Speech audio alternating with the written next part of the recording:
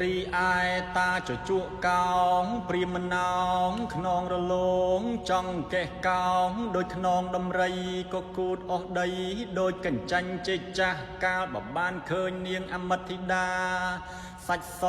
ដូចគេឯកហែកអំពីកៃក៏លោតទប់ខ្លួនមិនតាន់ក៏លេចផោមទីទីទូតយកដៃទៅទះគូតថាយើអផេះធ្វើបាបអញអីម្លេះគួរឲ្យអញខ្មាស់គេ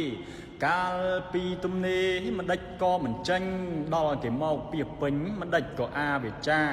រីឯនាងអមិតធីតាក៏បន្ទោសតាជជក់ថាអស់អោតាអើយតាមកពីតាពិសាត្រីឆ្អើនិងមជូរក្រូចបានជាវាខូចសរសៃ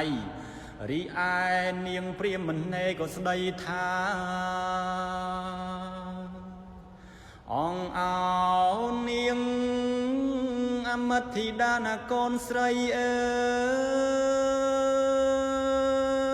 យកូនណាយកូន